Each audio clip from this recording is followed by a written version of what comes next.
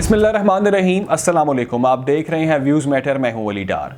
दोस्तों, आपको मालूम है कि अमेरिका ईरान के दरमियान जो जौहरी मुआहिदा 2015 में अमेरिकी सदर बराक ओबामा के दौर में हुआ, जिसको 2018 में अमेरिका के सदर डोनाल्ड ट्रंप ने एकतरफ़ा तौर पर ख़त्म कर दिया।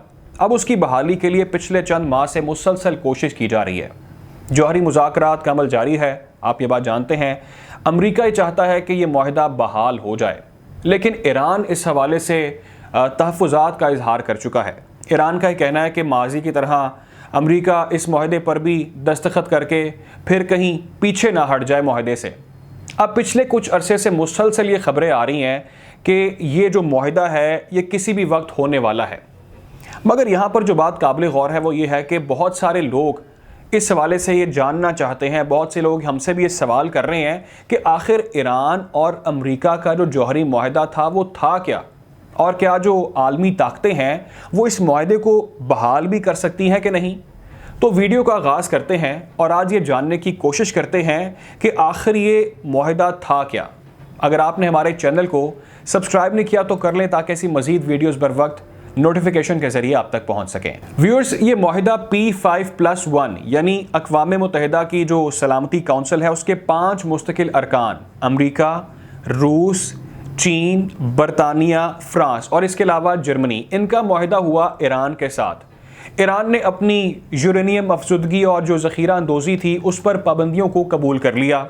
मुताद्दिद जौहरी मकामात पर तनसीबात को बंद करने या उनमें तरमीम करने और बैनुल-अक़वामी जो जौहरी मुआयनाकारों को तनसीबात के दौरों की परमिशन दे दी, इजाज़त दे दी, इस पर इत्तफ़ाक़ कर लिया। इसके बदले में ईरान पर से कई बैनुल-अक़वामी जो मालियाती पाबंदियाँ थी वो हटा दी गई थीं। P5+1 का ख्याल था कि यह मुआहिदा ईरान को जो जौहरी हथियार बनाने से रोक सकता है, रोक देगा। ईरान को उम्मीद थी कि पाबंदियों के ख़ात्मे से उसकी जो मुश्किलात हैं और जो मईशत है वो बड़े पैमाने पर उसको फ़रोग़ मिलेगा। तवील मुज़ाकरात के बाद ये मुआहिदा जनवरी 2016 में फ़ाइनली तय पा जाता है। अब यहाँ पर सवाल ये है कि जब ये मुआहिदा तय पा गया तो आखिर ये मुआहिदा ख़त्म हुआ क्यों, इसके पीछे वजह क्या थी, मुआहिदे को ख़त्म किया क्यों गया। तो दोस्तों, इस मुख्तसर सवाल का जो जवाब है, जो बहुत से लोग जानना चाहते हैं, उसका जवाब है साबिक सदर डोनाल्ड ट्रंप। अमेरिका के साबिक सदर डोनाल्ड ट्रंप इसका एक सिंपल सा आंसर है। The Iran deal was one of the worst and most one-sided transactions the United States has ever entered into. Frankly, that deal is an embarrassment to the United States, and I don't think you've heard the last of it, believe me. इस मुआहिदे पर Barack Obama के दौरे सदारत में दस्तखत किए गए थे, लेकिन ट्रंप ने वाइट हाउस पहुंचने से बहुत पहले वाज़े कर दिया था कि उनके ख्याल में ये बदतरीन डील है, और बार बार इसे खौफनाक और मुज़ायका खेज़ करार देते हुए तंज करते रहे।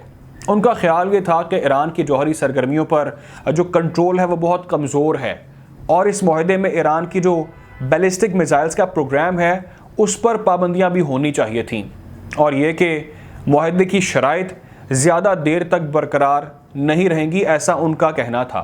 सदर ट्रंप ने मई 2018 में अमेरिका को इस मुआहिदे से निकाल लिया और ईरान पर दोबारा से सैंक्शंस आयद कर दी, पाबंदियाँ आयद कर दी।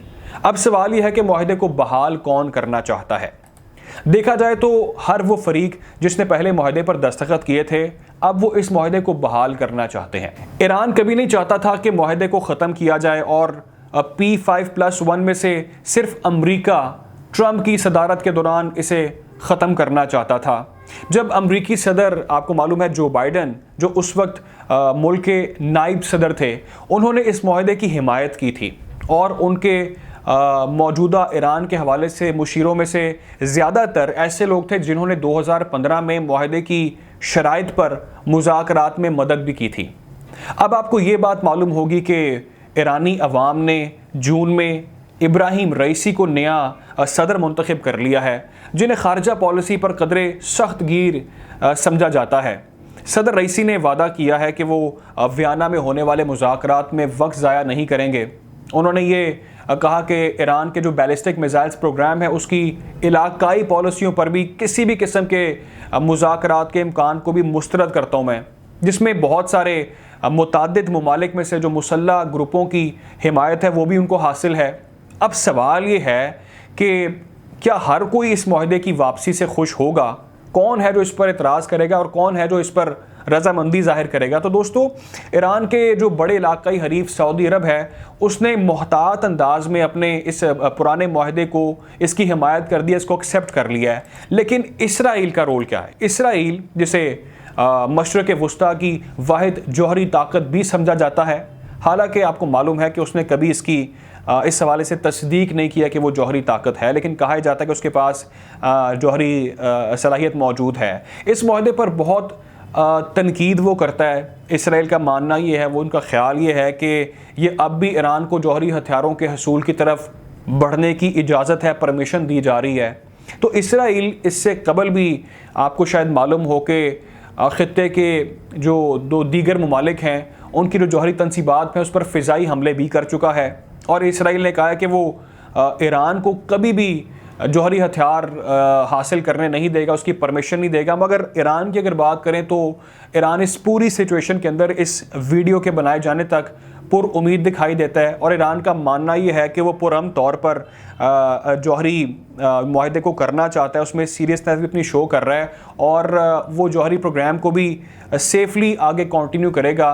तो जो ईरान के ख़िलाफ़ इल्ज़ाम तराशी की जा रही है, जो रोकने की कोशिश की जा रही है, उस हवाले से बहुत सारे बयानात भी सामने आए। लेकिन ईरान का इस पूरी सिचुएशन पर कहना यह है कि वो नेक नियति के साथ इसमें सीरियसनेस शो कर रहा है और बहुत जल्द वो एक्सपेक्ट कर रहा है कि इस मुआहदे को बहाल हम करना चाहते हैं। दूसरी तरफ अमेरिका की बात करें, अमेरिका यकीनी तौर पर वो भी सीरियस है इस मुआहदे को बहाल करने के लिए। लेकिन इस वक्त ये वीडियो के बनाए जाने तक जो बॉल है वो अमेरिका के कोर्ट में है।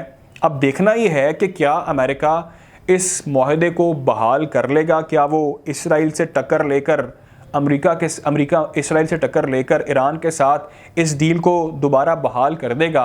और अगर ये डील बहाल हो जाएगी तो उसके बाद इस खित्ते पर क्या असरात पड़ेंगे, इसराइल किस तरह से रिस्पॉन्ड करेगा और ईरान के मुआशी हालात पर हम क्या असरात देखेंगे, ये तो यकीनी तौर पर आने वाला वक्त ही बताएगा। अगर आपको ये वीडियो अच्छी लगी है तो इस चैनल को लाइक करें, सब्सक्राइब करें ताकि ऐसी मज़ीद वीडियोज़ बर वक्त नोटिफिकेशन के ज़रिए आप तक पहुँच सकें। अपना ख्याल रखें, दुआ में याद रखें। अल्लाह हाफ़िज़।